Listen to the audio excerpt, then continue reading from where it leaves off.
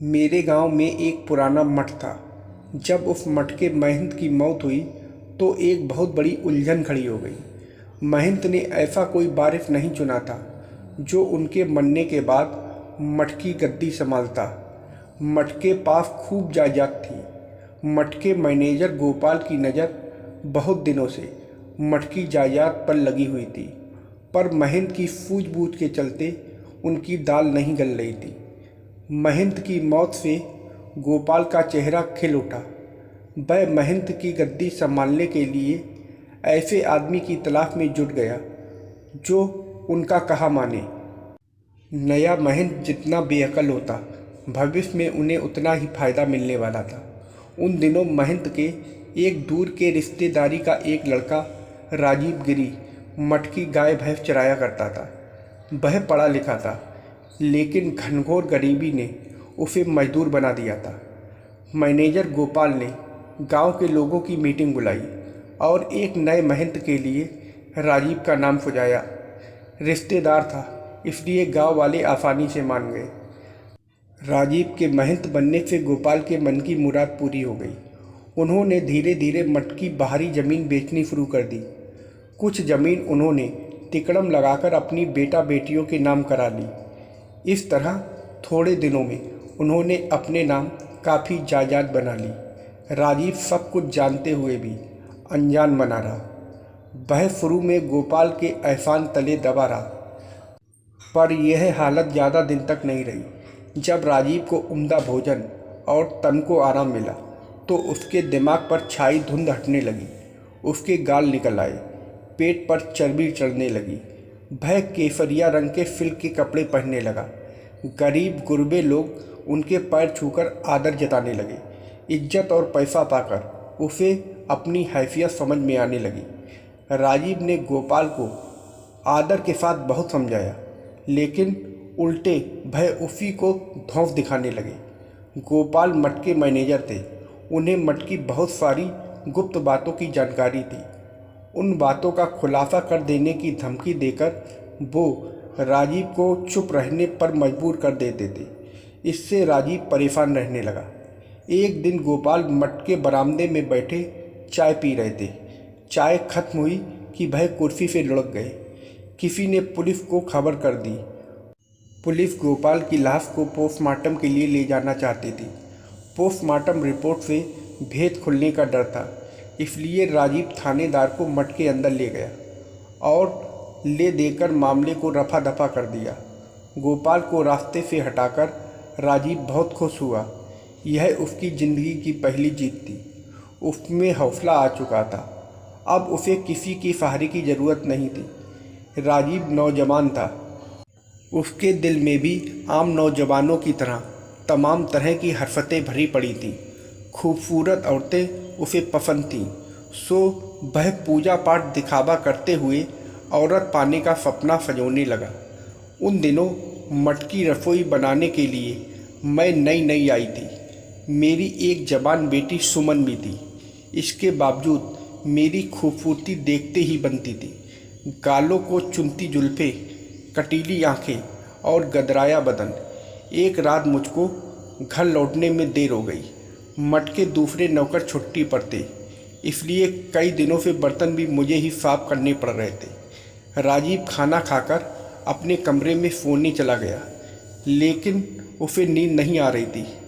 चारों ओर खामोशी थी। आंगन में बर्तन मांजने की आवाज़ के साथ चूड़ियों की खनक साफ साफ सुनाई दे रही थी। राजीव की आंखों में मेरी मस्त जवानी तैरने लगी। शायद उसे पाने का इससे अच्छा मौका नहीं मिलने वाला था। उसने आवाज़ देकर मुझको अपने पास बुलाया। राजीव की आवाज़ सुनकर मैं सिहर उठी। मैं अनसुनी करते हुए फिर से बर्तन मांजने लगी। राजीव खींच उठा। उसने बहाना बनाते हुए फिर मुझे पुकारा, बिजली जल्दी आना, दर्द से सिर फटा जा रहा है। अब की बार मैं अनसुनी नहीं कर पाई। मैं हाथ धोकर सकुचाती हुई राजीव के कमरे में पहुंच गई। उसने टेबल पर रखी बाम की ओर इशारा करते हुए बोला, जरा मेरे माथे पर बाम लगा दो। मजबूरन मैं बाम लेकर राजीव के माथे पर मलने लगी। कोमल हाथों की छुअन से राजीव का पूरा बदन झंझना गया। उसने सुख से अपनी आंखें बंद कर ली। मैं हंसती हुई बोली, जब तुम्हें औरत के हाथों ही बाम लगवानी थी तो कंठी माला के झमेले में क्यों फंस गए? डंका बजाकर अपना ब्याह रचाते, अपनी घरवाली लाते, फिर उससे जी भर के बाम लगवाते रहते। वह उठ बैठा और हंसते हुए कहने लगा, बिजली, तू मुझसे मजाक करने लगी? वैसे सुना है कि तुम्हारा पति शहर गया था जो आज तक नहीं लौटा। मुझे नहीं समझ आ रहा कि उसके बिना तुम अपनी जवान बेटी की शादी कैसे करोगी। राजीव की बातों ने मेरे जख्म हरे कर दिए। मेरी आंखें भर उठी। मैं आंचल से आंसू पोंछने लगी।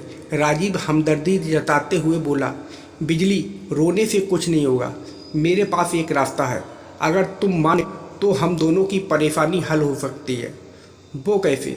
मैं पूछ बैठी। अगर तुम चाहो तो मैं तेरे लिए पक्का मकान बनवा दूंगा। तेरी बेटी की शादी मेरे पैसों से होगी।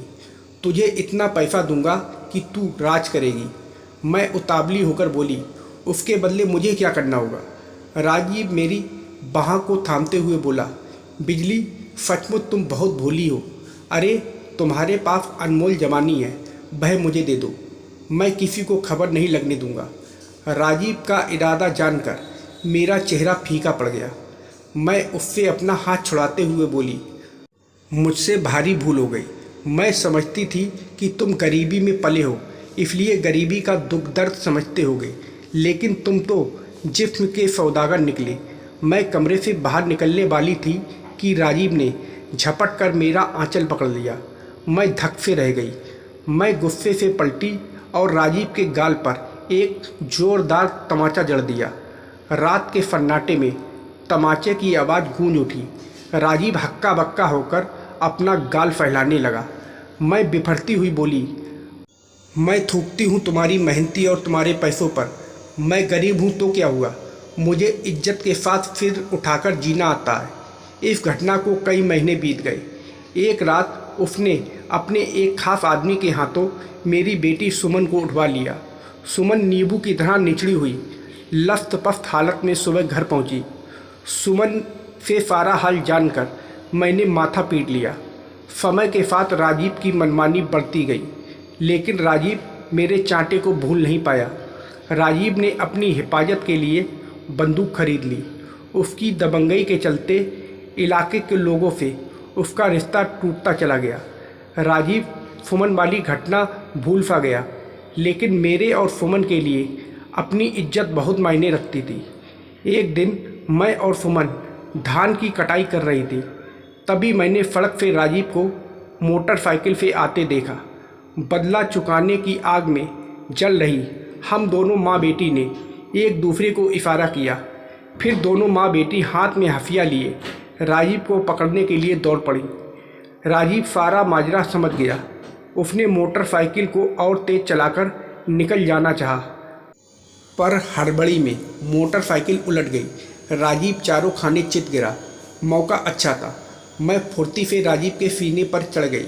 इधर सुमन ने उसके पैरों को मजबूती से जकड़ लिया। मैं राजीव के गले पर हथियार रखते हुए बोली, बोल, तूने मेरी बेटी की इज्जत को क्यों बर्बाद किया? इतने में वहाँ भारी भीड़ जमा हो गई। राजीव लोगों की हमदर्दी खो चुका था, सो उसे किसी ने बचाने की कोशिश नहीं की। राजीव का चेहरा पीला पड़ चुका था। जान जाने के खौफ से वह हकलाता हुआ बोला, बिजली, मेरा गला मत रेतना। नहीं, मैं तुम्हारा गला नहीं रेतूंगी। गला रेत दिया तो तुम झटके से आज़ाद हो जाओगे। मैं सिर्फ तुम्हारी गंदी आंखों को सजा दूंगी। दूसरों की ज़िंदगी में अंधेरा फैलाने वालों के लिए यही सही सजा है।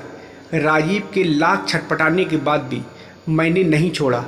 हफिया के बार से राजीव की आंखों की रोशनी हमेशा हमेशा के लिए चली गई। उसको उसके किए की सज़ा मिल गई थी। तो दोस्तों, आप लोगों को यह कहानी कैसी लगी कमेंट करके ज़रूर बताइएगा, और वीडियो को लाइक और सब्सक्राइब करना मत भूलिएगा। वीडियो को पूरा देखने के लिए आप लोगों का बहुत बहुत धन्यवाद।